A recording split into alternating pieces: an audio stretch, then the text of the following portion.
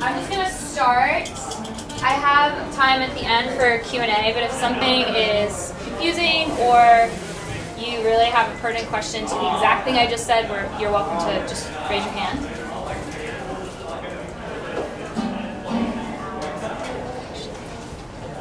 So, I'll tell you real quick what I do. I'm the Alumni Regional Rep for Los Angeles. I'm one of essentially only 2 employees that are based off campus. My colleague is Peter Gordon. He deals with strategic relationships with the college. I deal with our alumni, our events, and connecting people. So I've lived in Los Angeles for 6.5 years. I've had 3 jobs. I've lived in 5 apartments. I have 1 dog. I own a beach cruiser. I call that my quarter-life crisis. And I really love Los Angeles. So you're going to feel either really excited because I'm really excited, or you're going to be like, no, I really don't think I'm going to like LA as much as this girl. Sorry. Both of those feelings are fine. I say that because LA is not the only place to move to when you graduate. It is not all puppies and rainbows and beach cruisers, but I really like living there. So you will get the vibe that it's a cool place to live because of that. What neighborhood do you live in? I currently live in Mar Vista. So this is a great opportunity. You are from LA. Where are you from? Valley. Where? Sherman Oaks. How's that? Do you like living up there? Yeah. Anybody else from LA proper at all? Which part are you from? Okay, cool. So you guys are welcome to jump in. I'm always happy to, if something I say feels wrong to you because you grew up there, please let me know. Sherman Oaks is actually where my office is. So, and fortunately or unfortunately, my husband wants to buy a house, and we are looking up near there. So I will probably not stay a Westside person for very much longer, but I do love where I live. Where you live tends to make a difference when you live in LA. So where are you guys? You're here. Right there. Yeah, cold, in Boston, shedding, hunkering down, trying to finish your degrees. And how are you guys feeling right now when it comes to graduating, job market? Shout them out.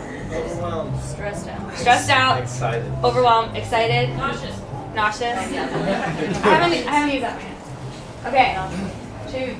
Yeah? Yeah. It's like I read your minds. Yeah? And the big one. Oh, actually, not the big one. We'll get there. What are some of the risks of moving to a city that you're not originally from? Expenses. Across the country, it's expensive. No home base. No family. You might hate it. You might hate it. Yeah, absolutely. The largest risk? Yeah. Which is going to be true no matter where you live after graduation or if you stay here. And preferably a job that is related to your degree and pays your bills, right? So lots of check boxes there. So what I'm going to talk to you about are sort of 3 main topics. Like I was saying at the beginning, we'll have a Q&A at the end. I'd also hope that for those of you who are moving immediately, we can break out into a smaller group so that you guys can meet each other, and people who maybe are just toying with the idea of moving to LA can meet in a different group, or if you are thinking, oh, I think I really want to do New York, we can have that separate group. So we'll have time at the end. So I'm going to talk to you about some overarching stuff here. What I consider career success for you is feeling confident in your own abilities. What I don't want is for you to panic. Doing something right now as a student, or when you get wherever you're going, is better than not doing anything. Okay? So saying yes to an opportunity, saying yes to coffee, doing something as opposed to like staying frozen is always going to get you somewhere, as opposed to like hunkering down in your apartment and panicking. So we're going to talk about networking. Where are the jobs? This feels like Jeopardy now that I'm doing this. and moving. Okay, so networking. What is networking? Anybody have a definition? Because it feels a little like creating relationships. Sorry? Expand your network. Expanding your network, creating relationships. It feels a little like icky sometimes when people talk about it. Yeah? Okay, so I'm Justine. Hi, Cameron, where are you from? I'm from Delaware. Cool, and what are you doing in Berklee? I'm actually doing development. It's a little bit different, a little bit different. But Cool. just doing development. Like programming? Nice. Nice. Cameron Rowe? Yeah. There you go, networking. You know why I know that? Because he's already gotten me on Twitter and you've emailed me, or just on Twitter? Okay, yeah. So I'm not psychic. This was not something we like set up beforehand. Cameron has actually emailed me and then added me on Twitter, and so he's been showing up in my Twitter feed. So that was a perfect example, kind of mind-boggling. Thank you for sitting in the front row. So that's somebody that I haven't met in person before, right? And I hardly know what you're doing. But development, I was like, oh, that's weird, because not many people at Berklee are doing programming.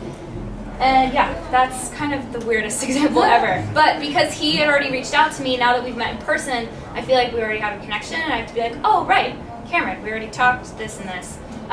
Essentially what I meant to show you is that you just say hi and ask somebody their name and like what they're up to, or why they're standing in this room, whether the room is a coffee shop or a networking event or like a professional industry event. So it's not that difficult. So you're probably sitting with people you know, but it'd be awesome if you do like the cute church thing and just like turn to somebody you don't know and just say like, hey, hi, my name is. Go for it. Go. Talking. My name is Ben.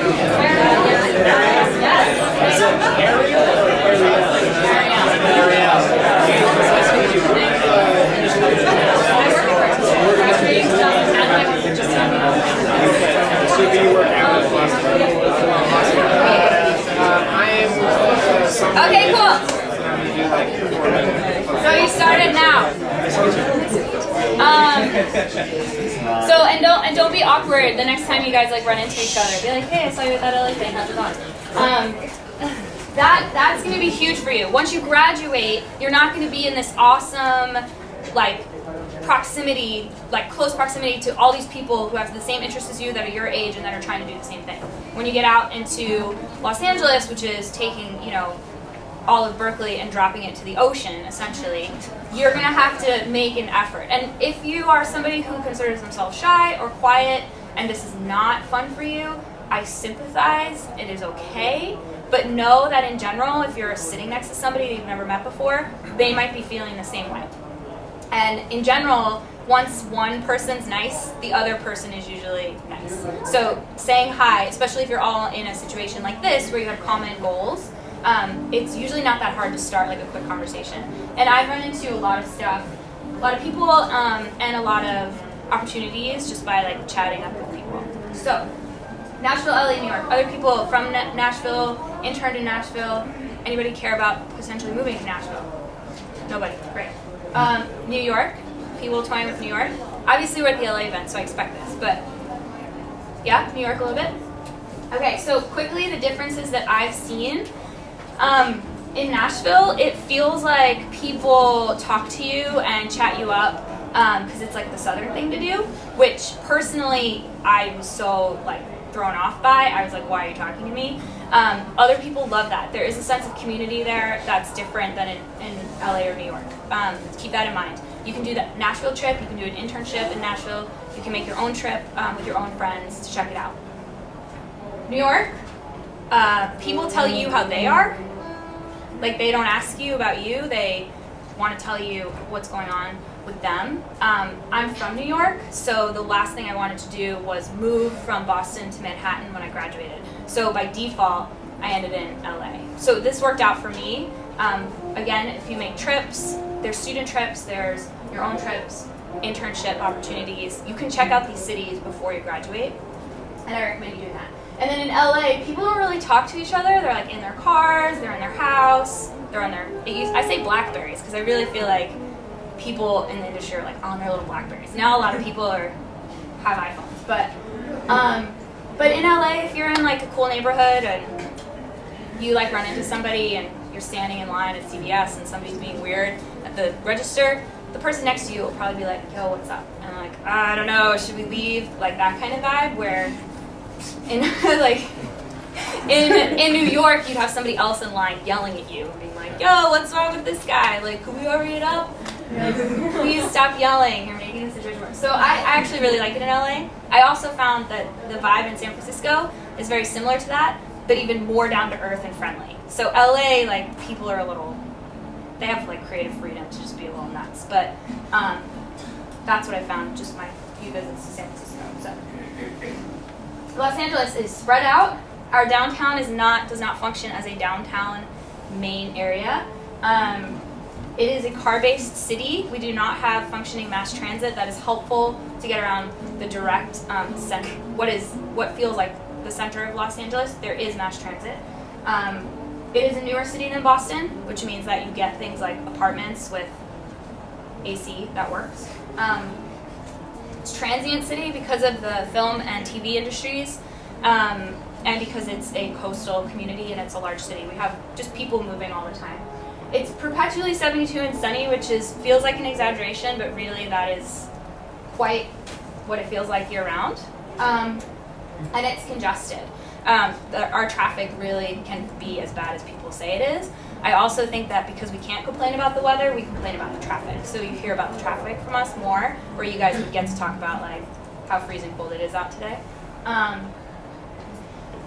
All of this sort of creates a situation where people in LA have no concept of time, which again sounds like this weird, like dreamy Hollywood thing.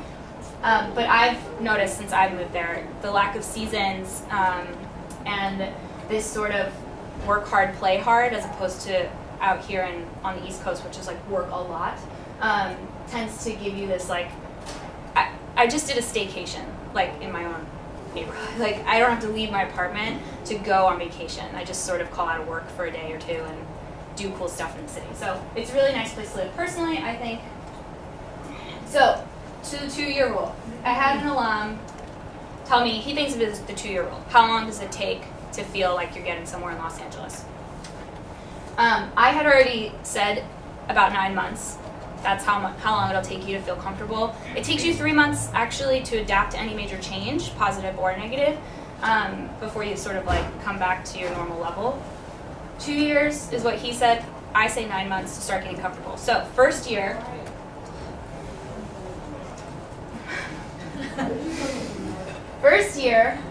you're spending all your time just trying to introduce yourself and get on people's radar, saying, hi, I'm in Los Angeles now. And then they're going to be like, great. And then that time thing's going to kick in, and you're going to go 3 months without seeing them. And then the next time it's going to feel like deja vu, and they're going to be like, hi. And you're going to be like, yeah, hi, I'm in LA. And they're going to be like, oh, welcome. You're like, no, we already met. But they don't, because you don't exist in their world yet. And this will happen anytime you're making new friends or at a new job. Like, you don't exist in that person's network yet or in their daily activity. So just think about that. The second year, it starts to click. People will be like, oh yeah, you live here! We should get coffee. And then it'll take like another month and a half to get coffee. So just know that there's this like casual, kind of whatever kind of time thing. Not to say people don't work really hard and aren't stressed out, they are. Which is even more to the point that it's difficult for them to remember you. Keep that in mind. So, one of the best things you can do is create your own group. So we already started with networking. Friends, classmates, colleagues, family friends. The guys in the back have a group for sure. The girls in the back have a group. So just know that the people you meet on campus are potentially going to be your colleagues, your professional colleagues, or part of your friend circle when you move. And this is going to be really helpful for you because when you get to LA and you don't have a sense of community and you don't have your family there, just being able to like grab coffee with somebody you might have had harmony with for a semester can feel really great because you feel like, okay, like we're in the same situation, we have similar goals, and like what's going on with you, kind of like compare notes. One of my really good friends who just came to my wedding, I met here because I asked her to tutor me in conducting. And on the flip side, a girl that I really disliked in my business classes is now one of my really good friends. So, people change. Me as well. So don't like write off anybody. Be like, that person was so annoying in Harmony. Like, I never want to talk to them again. You know, when you're at a networking event with alums in LA and you run into people, like, just say hi again. It's possible that you're never going to click with that person, but don't discount them as somebody to chat with just because, you know, they were really dramatic in business class, which is my personal choice. But now she's awesome. Like, I just love her. Okay, so helping them build their careers while you build yours. So one of the things that you should think about, and we'll touch on this in a second, in another spot, is what are you good at, what are you not good at, and who's good at what you're not good at. You need to find these people. So again, my friend, really great at conducting because she was a film scoring major. I had no clue. Like, none. I was like, please just videotape yourself so I can copy you. And that's what happened. And through her tutoring me, we became friends. And then when she moved out to LA, we reconnected. And now we're still good friends. So you want to think about how can you help other people? And how can they help you because they do something really awesome that you aren't so good at. It's pretty much why my job exists, actually. It's because I was the only person doing it. So research when networking. I read the word magazines now, and I think that doesn't feel right. But I'm talking about, like, you know, Wall Street Journal, Billboard, like Spin. There's tons and tons of websites. I'm sure you have a bunch, but like I've mentioned the site Mashable to some people, and they don't even know what that is. And you don't have to know what that is, but Pitchfork, you know, any of these things. Like, TechCrunch. Yeah, TechCrunch is huge.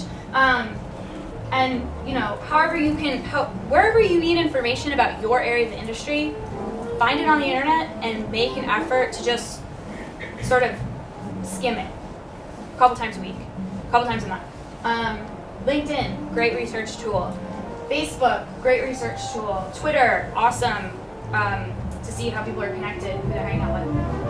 Obviously Google, you guys are in an internet age. Like, you're at the point where you should never, ever, ever ask somebody else, how do you do this? Unless that person is like the awesome expert. So again, learning directly from a person is gonna be awesome. If your friend is amazing at like taking photos, have them give you some tips. But like the information on the internet is incredible. You're always gonna learn better from somebody else, probably, but you can find out so much information on the internet. And then your own colleagues and peers. Ask them questions. You can use things like LinkedIn and Facebook and Twitter to be like, hey, I saw you tweeting at this person. Like, what do they do? How do I find out more about this?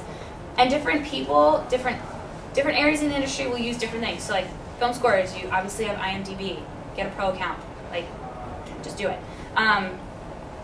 For Twitter, a lot of songwriters and producers tend to tweet about who they're in the studio with. Supervisors and or their assistants will tweet about shows that they're working on or bands that they're clearing or licensing. And then on Facebook, you can see how people are connected and join different like groups. So you have to maybe think a little bit about what's good for you or in your area of the industry, what you want to do, but they're all resources. Who's interned? Okay, so almost half. Why would you intern? Connections? Experience? Anything else? Okay. How about to find out what you like and what you don't like? And what you're good at and what you're not good at? You're actually not going to know these things sort of innately for yourself until you're doing them. My friend who is the film scoring gal that helped me, she thought she wanted to be a composer. She's a really great composer, has a pretty cool job. Turns out she hates sitting in a room by herself all day. That's kind of a large component of composing that you might not have experienced on campus because you're constantly surrounded by people your own age, if that makes sense.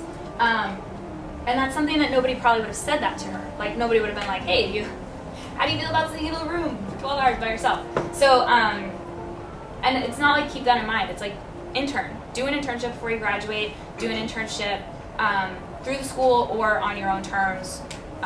You can find your own sites and bring them to the internship office, which is what we're talking about here. Who didn't go through the internship office?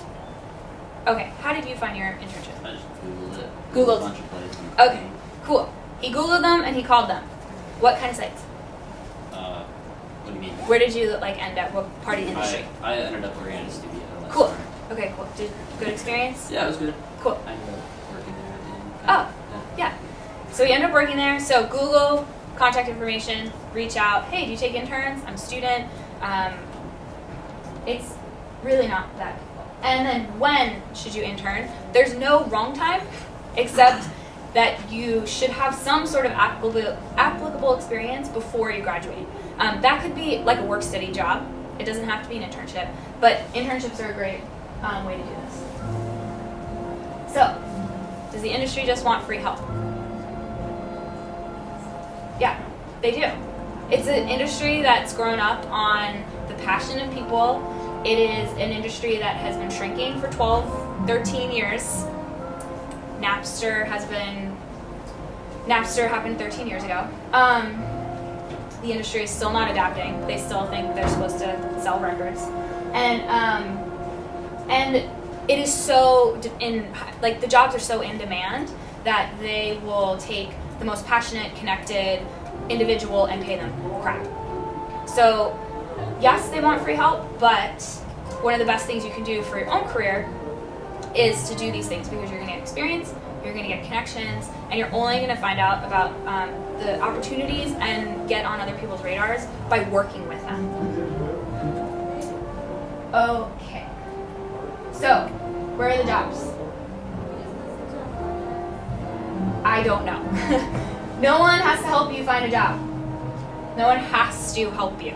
We can want to help you, we can like to help you, but it is not anybody's responsibility to make sure you get a job. Which sounds a little tough-lovey, but really. I have alums who come into my office and they're like, hi, I graduated. Here's my resume. Call me when you, call me. I'm like, no. Yes, there are resources. Again, back to you have the internet at your disposal. You have this fabulous community of faculty and staff and your own colleagues, meaning your peers. There are no centralized job databases. There are multiple small job databases for different areas of the industry. One of the things you have to watch out for is that tends to be a black hole, meaning you email a resume or a file and you find that you never get a response. So, again, the best thing, and this, again, we'll talk about it, but you need to have a presence somehow digitally, and you do need a resume.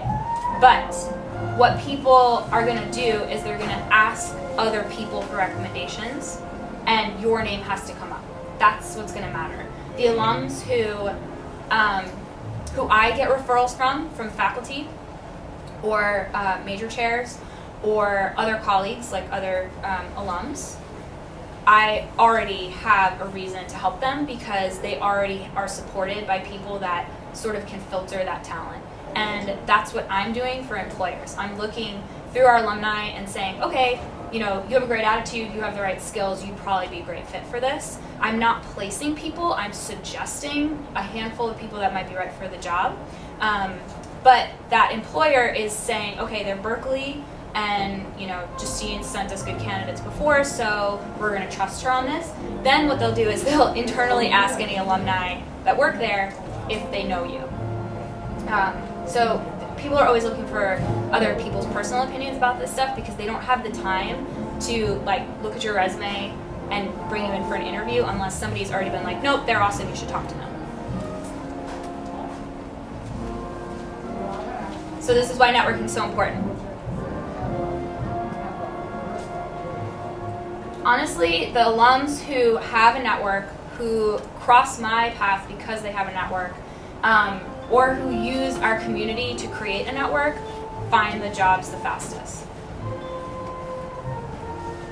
Because I'm not going to hear about these jobs I'm not going to hear about the jobs. You're going to, like, your peers who are already working in the industry are going to hear about the jobs faster, if that makes sense. Attitude and work ethic are more important than ability. People are going to assume that you can do what you say you can do. If you say that you work in Pro Tools, they're going to assume you know how to work in Pro Tools. They're probably, until they interview you the first time, they're not going to like test you on Pro Tools. Composers are, if you're getting hired for an assistant gig, they're not going to ask you to compose anything. They're going to look at your tech skills, and then they're going to ask people for a recommendation. And usually the people who get recommended around are those who are easy to work with and are able to make the situation easier for the composer themselves or the employer. Does that make sense? This is some great, I'm like falling asleep with this one. Change your attitude, meaning don't take any of this personally. Even though people are making a judgment call on if they like you, if they don't like you kind of thing, that's what it feels like. The job hunt can be pretty strenuous on your own like self-respect. So don't take it personally. A lot of these people are just focused on something else. It's not that they're purposefully ignoring you or not hiring you. And focus on what you can do next. So again, doing something is better than not doing anything. If you're sitting in your apartment having a panic attack, like you have to get out, you have to go, meet somebody for coffee, go to an event, join a professional group related to what you want to be doing, anything like that. Okay. This is really like 90%. You need to be in LA to secure a job. Because, again, the city is so saturated and so many people are willing to do what you want to do for free and possibly without your equivalent education, that you need to be in LA for the jobs. Saturated, LA functions on a different schedule. Talent is not attitude, meaning they have no idea how you're going to be until you're physically there working with other people. The music industry, unfortunately, does not cover travel and moving expenses, and people use their own networks to narrow and hire. That's not to say that we haven't had alums who have interned in LA, come back to school to finish, and then gotten a call directly from their internship or through somebody at the internship who recommended them to another position. And we've had people secure positions through like that last semester of networking. But in general, if you're applying for jobs on job boards and you're physically located here, they won't even call you. And I'm telling you that so that you know why you're not going to get a call. This is for jobs. If you're interning, if you're applying right now for internships in the summer, they will call you if they think you're an applicable candidate because they understand that you're physically in school in Boston and that you'll be traveling out. In that respect, they will probably want a phone interview or a Skype interview.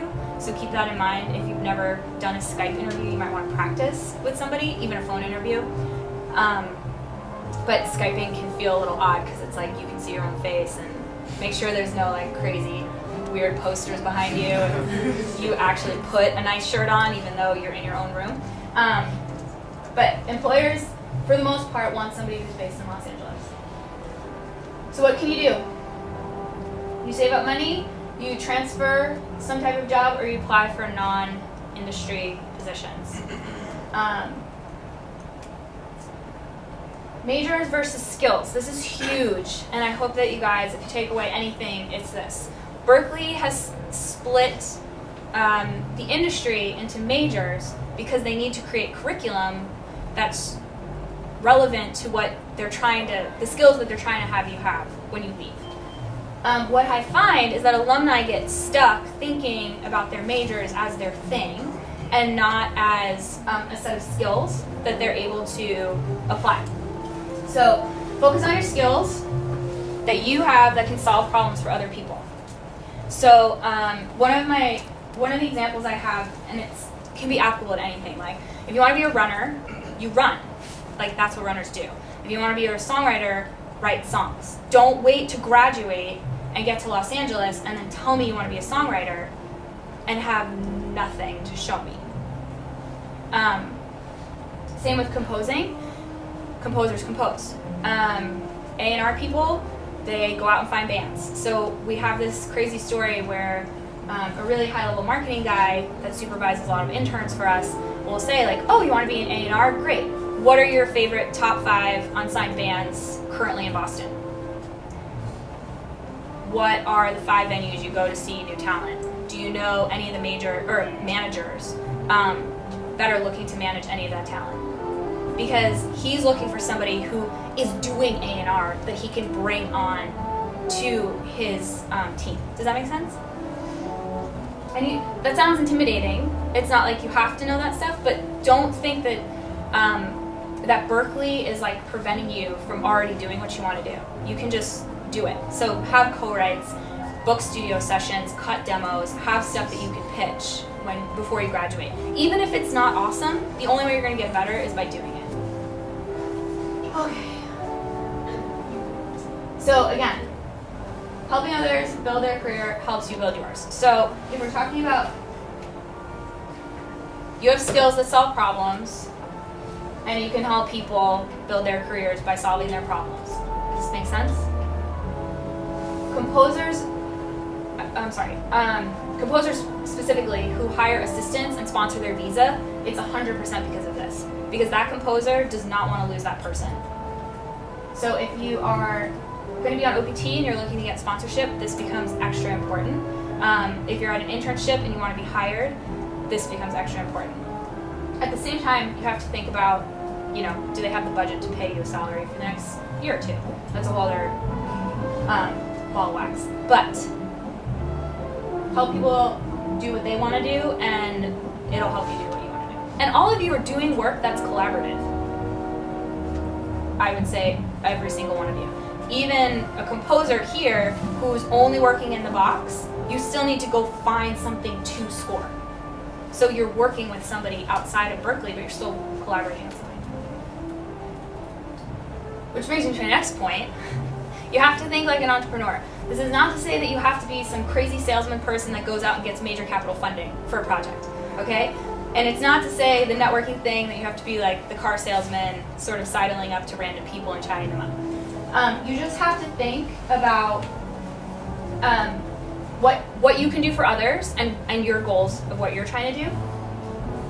This is a huge point that I like to bring up because your 20s are, how many of you have like graduated from another school or worked in an industry before you got here? Okay, a couple of you. So some of you are slightly older students, which is great because I feel like you take advantage of Berklee in a different way. You guys have probably already felt this, where your early 20s feels like a disaster. Like you have no stability, you have no direction, like you can't pay your bills, you're constantly like in a panic. This is just part of like growing up, which is not probably what you want to hear, but you sort of have to go through it, which is why if you talk to people, they'll say, 30's awesome. Like, actually being 30 feels weird, but like getting closer to your 30s, because you start to feel like, okay, I have my network, I have my work, like you start to have a track record, but you have to go through this unstable period. And you're going to be in jobs, have chosen careers that are not stable by being musicians in any respect.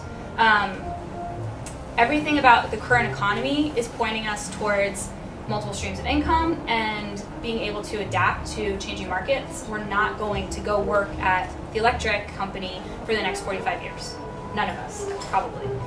If you end up working for a company for an extended period of time, it's fantastic, but that will eventually change. You're not going to like retire on a pension with that company. So this is just stuff to think about.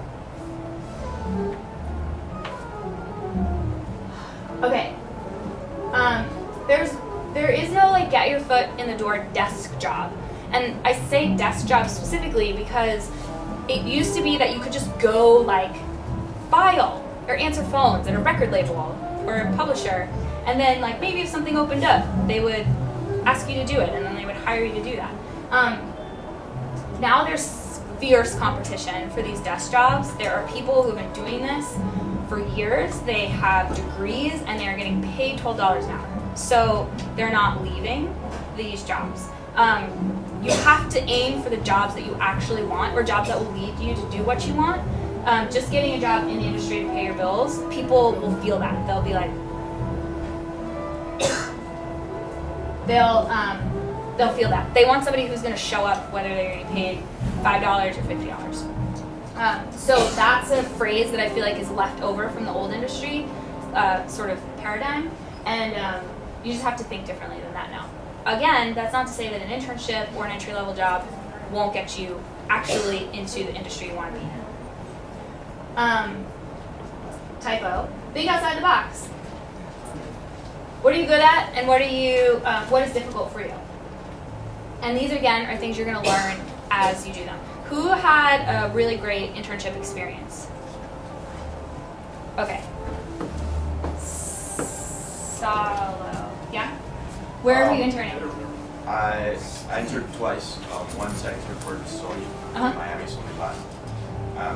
And it started off kind of bad because I started doing the marketing department. And they just had me calling up people and making a list, and I hated it. So eventually I made a contact with the A&R girl, because she was a Berklee alum. And then I kind of convinced her to pull me to her side. And in A&R I got to do like video work, and I got a little bit of editing and post moves, and just some marketing strategy, which I thought the marketing department was A&R. So on that side, I had a lot of fun. Cool. Yeah. So you found that you're not really a cold caller. Yeah. And you would probably rather be able to, like, I don't know, deal with content than deal with spreadsheets. Yeah, exactly. Okay. So, and is that stuff that you already thought and this confirmed it, or you weren't sure? I knew I wanted to do more on the content base, but I also knew that I wanted to be on the creative thinking side of stuff, as opposed to just, And what you found is that the creative thinking side is not in the marketing department at that company. Yeah. Yeah. Okay, so he never would have known that if he hadn't done this internship. It's actually fairly common now that A&R tends to be the more creative department, and marketing tends to be the more like, okay, we have to like push X amount of units to this thing and this radio tour, and it's a lot more, because they're spending money, it's a lot more strategic. This music is unbelievable. Okay. So yeah, and through all of the jobs that I've dealt with, I've figured out what I'm good at and what I'm not good at, and now I do things like, actually, I'm trying to think of like, but I ask for help, or I say like, I'm really not good at this, or I really don't want to do this. But there's always somebody else who is good at it or wants to do it. You'd be surprised. I would never do cold calling. Like, just the thought of it gives me a panicky feeling. But my brother is currently making great money doing just that. So, yeah. Okay, so networking. We should stop thinking this, okay? Just strike it from your mind. Don't ask, don't think, don't approach situations in this way. This is the question. Even now, when you're on campus, faculty have office hours. You're essentially saying, I know the Berklee attitude. It's like, I paid for this, you should help me, that kind of thing. But how can I help?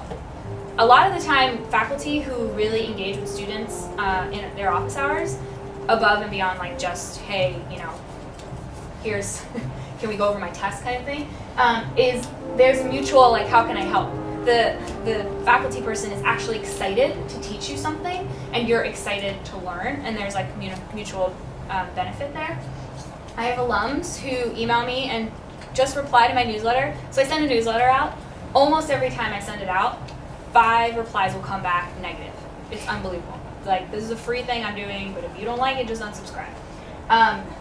When I get 1 or 2 people, and this happens very rarely, but they'll reply, and they'll just say, oh, I loved this newsletter, thank you. Or, hey, just got on the newsletter, would love to help you at an event sometime soon. Or, this specific event in the newsletter below, can I help you with that? Yes, hello, who are you? I would love to chat with you. Because you're trying to make my job easier, and already I think of you as a proactive and positive person. So, don't all email me when you're on the newsletter, but How can I help? Almost every job that I've had has come from recommendations from other people because I'm helping make their job easier, their life easier. Okay, so you're moving. Best or worst time to move? There's no bad time to move to Los Angeles unless we're in like, just had an earthquake, knock on wood, or we're in fire season, which is just something that randomly happens in New York. When is fire season? So we have, instead of like winter, summer, fall, and spring, we have like earthquakes, floods, fires, drought. I think that's all of them. We don't really have thunderstorms, which is depressing. Yeah, so we're always in drought because we actually, you know, people don't want to admit, but LA is part of the desert. So the industry does shut down between Thanksgiving and New Year's. I see the most people move to LA in January, August, September, and May, June. Obviously, because you're all still on a semester schedule, and usually you're waiting for an apartment lease to run out here. If that makes sense. There's no bad time to move. If you move between Thanksgiving and New Year's, it's actually a great time if you're the kind of person who likes to unpack, get settled, turn everything on, go to IKEA, build furniture, like settle in before you start focusing on work. If you can like live out of a suitcase, you can move whenever, and you probably don't want to move during Thanksgiving and New Year's. Everybody's just on vacation. August is also really quiet for us, but that's dependent on which part of the industry you're talking about. And then the next thing is, you have to learn the cycles of your area of the industry. Record labels have a cycle, music supervisors have a cycle, the TV now has a crazy like calendar, but TV has a cycle, major films have a cycle. Touring. They all run on their own calendars, and they have different like fluxes of work at different times. Do you need a car? Yes. Yes. You really need a car. So this is LA. This is a good bunch of it. Am I east enough? Yeah. Yeah. Okay. So this is how I think of Los Angeles. So you have the Valley, the East Side, Beverly Hills, Hollywood, downtown, the West Side, South Bay. And these lines are kind of the general areas that our alumni live in, that make it accessible for them to get to where they need to go. You can live north and west of this, you can live east of this, you can live south of this, but as soon as you tell somebody you live in Pasadena and that you want to work in Sherman Oaks, it gets a little tricky. So Sherman Oaks is right under the valley. As soon as you tell somebody you live in Manhattan Beach and they want you to work in Calabasas, which is west of that line out there, they're not going to hire you. So people choose to live near their jobs or their friends because you're always going to be commuting to one of them.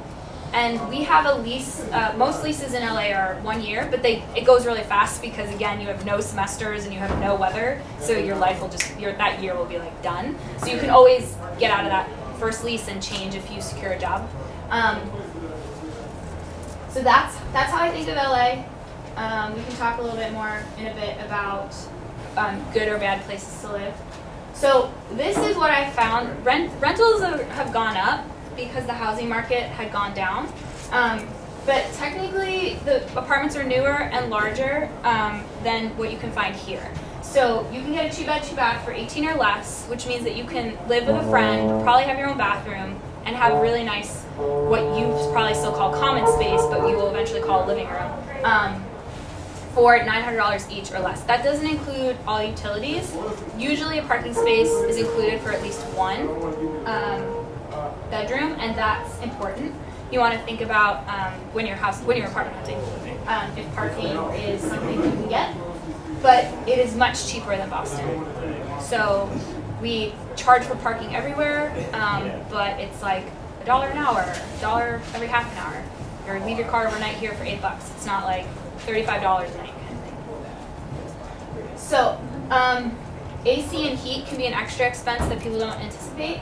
So when you're up in the valley, meaning you're not down near the ocean on the west side, it can be a lot hotter and slightly colder, and you want to tend to run your utilities a bit more. The west side is a little more temperate. You actually, in a lot of places, need to buy your own refrigerator. I have no idea why this is. Somebody who's from there told me it's because it's gross, and I said, you're not replacing the toilets, so why do I have to replace the refrigerator? But a lot of apartments do not come with refrigerators. This is another expense that you have to think about.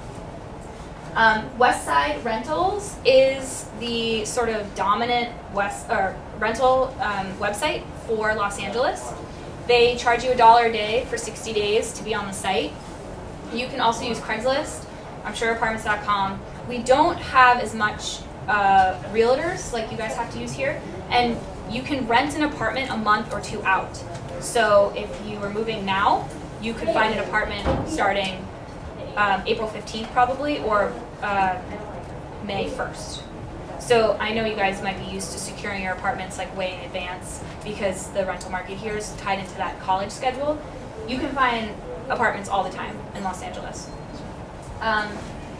Again, with moving costs, first, last month's rent is something people don't think about. The actual moving costs, relocating your car and your license and registration, paying for insurance, parking tickets, for real, it's awful. They will ding you all the time, and so have like a little slush fund for that. Okay, your most important thing. Was anybody in Michael Sweet's class this morning? Okay, hi, thanks for coming. So Michael had asked me to talk about, failure in relationship to Los Angeles. And if you define failure as somebody who leaves LA because they couldn't get the work that they want, as opposed to that they hate it, which is a totally different issue, and if you don't like it, you shouldn't stay. Deadline is money. This is the only sort of ticking time bomb that you have to deal with. If you can pay your bills, or you can keep your overhead really low, or both, you can stay in LA for as long as you need to. And it ends up being sort of survival of the fittest, which is not the most talented. So again, going back to like attitude, work ethic, the people that actually stay in LA are the people who are open to saying yes to anything and are able to somehow keep their expenses low or have money saved. And you don't need to have 2 years of living expenses saved, but you want to think about your expenses going into Los Angeles and what you're going to do to start making money so that you can stay in Big E, which just means staying in LA. Because it's transient city. The people who don't like it leave, the people who can't get work leave, so the longer you're there, the smaller the network gets. And if you've ever been on the Nashville trip, you see this phenomenon of people who graduated around the same time will all start to get recognition in their career around the same year. And it's usually about 5 years out of college. And that's because they themselves have been working for 5 years with their colleagues that are originally their alumni friends. And the other people have dropped out of that situation, whether it's for personal reasons, for financial reasons, for whatever. Okay, so here's some resources. We have the whole group in the back, all came out separately in 2 smaller groups for spring break. Did anybody else come out for spring break? So at spring break, what did you guys get to do? We have this group over here, the gentlemen. Right. You came out with? We went to, with MBA department, we went to check out studios, and then have the afternoons free to be able to check out the city if you like it, if you think you could fit there, and to check out obviously apartments and where you like to live. Cool. Yeah, so that's an informal trip through MP&E, and then the ladies in the back. We went to sporting events. Yeah. And we took a tour of a overnight composer studio, and we did a networking event. That was just a normal LA thing. Yep. Yeah, so they did things separate related to their major. They hung out and ran around the city and had fun on a vacation, and they came to an alumni event. So spring break's a great time to try to do that. It is obviously a cost to visit, so you have to weigh that if that makes sense for you. But just feeling out the city, whether it's on an internship or a visit, is really helpful. Staying in touch with friends who move is huge. Visiting them would be a really great idea. Reaching out to alums, that's through me, through the Alumni Affairs Office, LinkedIn, Twitter, Facebook. Asking for informational interviews. An informational interview is essentially, hi, I want to chat with you about what you do. And you guys are in a golden spot right now because you're students. People are excited to talk to you and share their knowledge, and they don't feel threatened that you need something from them because you're not job hunting yet. So I recommend that you do some research, and if there are companies or people who have done what you want to do, or places you would like to eventually work at, I would reach out to them and just be like, just drop them an email. I'm a Berklee student, make something up. I'm writing a paper for marketing. Can I ask you a couple questions? Who knows? Like, does it matter? You know, and if you actually have to write, there's a is it Jeff's class? Yeah. Yeah. So Jeff Dornfeld asks you to sort of pick some ridiculous person to reach out to and see how close you can get. This is because it gets you used to cold calling, researching, and just going for it. Get all of your content together. Website, Facebook, Twitter, wherever you're going to have your online presence as a professional, start thinking about that stuff. Don't wait until your last semester to demo every single song you've ever demoed, unless that's how you work, and you work really well in batches like that. Take advantage of Berklee. Faculty, staff, resources. Coming tonight is one way, so thank you. Faculty chairs, and do an internship. Have something to show me or somebody. Your resume, a SoundCloud or equivalent, having demos, a website, a YouTube page. I'm working with Press Kit. They'll be at the CDC event tomorrow at 1. There's another event for moving to LA if you want to come. Social media profiles. You don't have to have all of this. You can pick and choose what works for you and supports what you're doing. Pick a couple, keep them up to date, and make sure that if somebody says, hey, I would love to, somebody like, who plays bass? As always, there's like 2. Okay. Okay, so if you play bass, having just a YouTube page of you playing, you can do, here's me playing in my room, here's me playing this type of genre, or this type of genre, like have a couple of genres, here's me playing live with a band. Have a photo or 2 of what you look like, sort of cleaned up and photographed, and have a live video of you playing, okay? Because somebody is going to judge you as a bass player, they need to know what you look like, and they need to know how you play. Live, how you play live. And that's it. So have that. It might still not get you the gig, but it'll put you above other people who don't have that stuff. Okay, lastly, we have an awesome alumni community in Los Angeles, which, again, I'm super biased because I'm part of it. We have events, a newsletter. You can meet with me. For students, I'll do phone calls if my schedule's not too crazy if you're here. I collect job and internship opportunities. I post them to a job board or a newsletter, and I connect people to other alumni. So we can do a Q&A real quick. It's 7 o'clock. I believe we have this room till 8. Okay, so we can do, if anybody has any questions. Yeah. Well, just off the bat, I know that in Boston the rent cycle kind of goes based off of September because of the colleges. But I was just wondering, when do leases kind of tend to come up? They come up all the time. Yeah. So what they'll do is people will give 30 days notice. Usually, just naturally, because they're probably moving into their own apartment, that they're going to try to turn over the apartment to be ready for the 1st, but they'll prorate a month as well. Okay. So if the apartment, like, they want to get people rented, new tenants in as soon as possible. So yeah, so it's sort of like an apartment by apartment situation. Okay.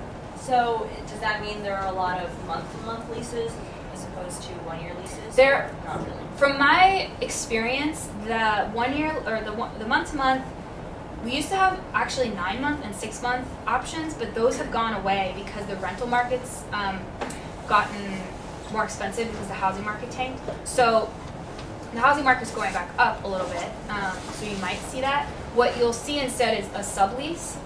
where people, because it's transient city, so somebody's leaving town for a month or two, they're studying abroad, they're working on a film, whatever.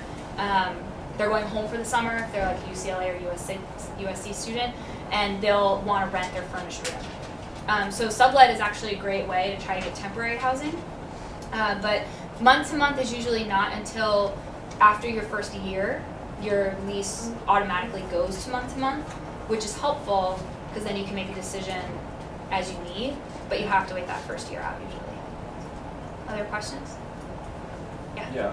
Which neighborhoods or which areas in LA are probably bad to live in? Okay, so don't go to South Central. Yeah, right. Let's see. So the reason I kind of like put these lines in is because there are always going to be bad neighborhoods, but there's nothing horrible except for maybe when you start to get up here, it gets a little sketch. And actually, where I live can be a little sketch. So there's no terrible areas. This area, a lot of people don't live in downtown. It's more like professional, and people like everything closes at 5 kind of thing. But there's some pretty sweet like condos down there, and we've had alums who like are part of art production things and have like crazy 2-story apartments with like a skateboard thing. It's crazy. Yeah, we have an alum who was looking for space down here because he was rooming with an artist, so somebody who was a sculptor. So he was trying to find space that worked for that. I have a handout that if you email me, I can email you it. There's really no bad places to live. What happens is every neighborhood, it's kind of like Boston, and it's like a city of little neighborhoods. And what we do is, because we have cars and not public transportation, you sort of like drive to that neighborhood and hang out in it. There are really nice neighborhoods that are expensive. Santa Monica, Manhattan Beach, Beverly Hills, obviously.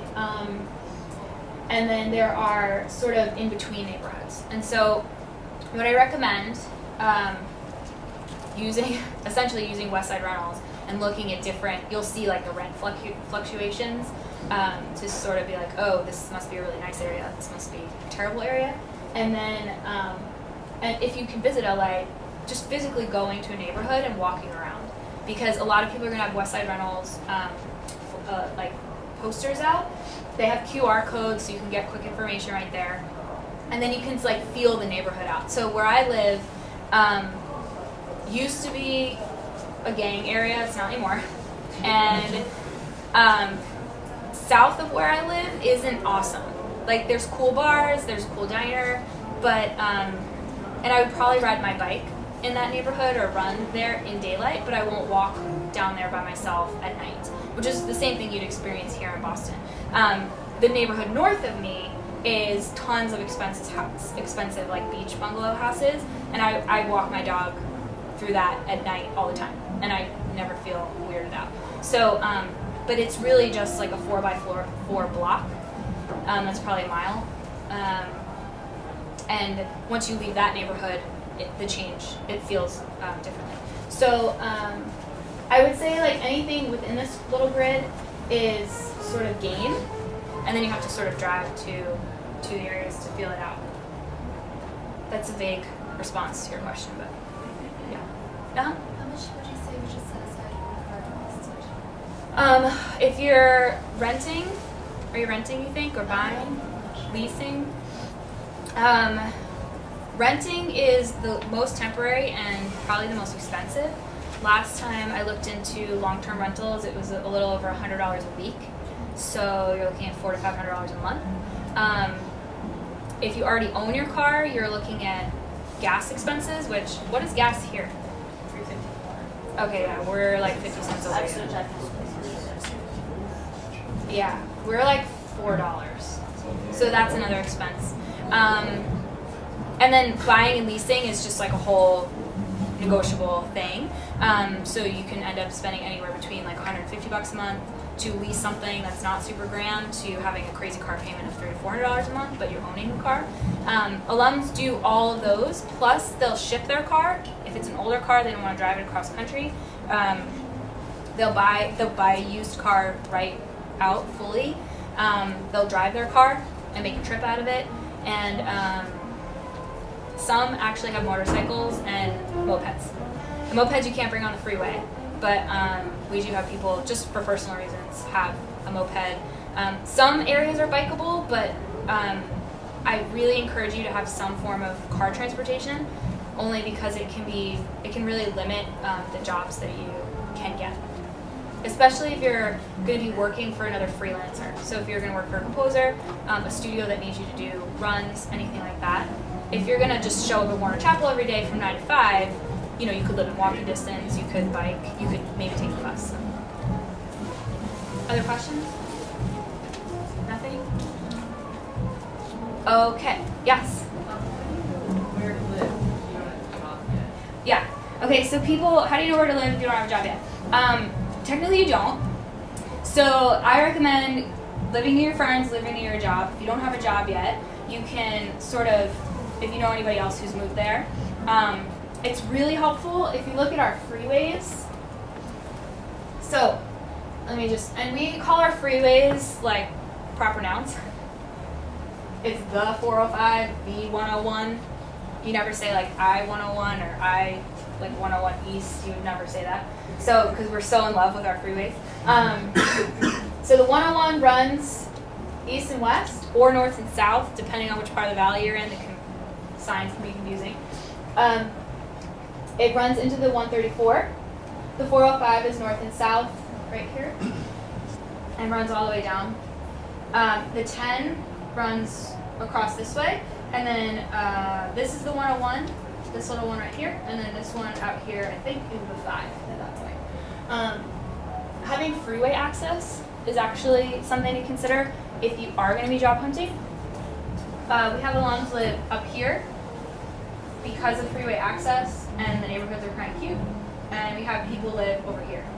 Again, it tends to be people are living near freeway access. Once they know where they're working, then they make decisions about living opposite traffic patterns.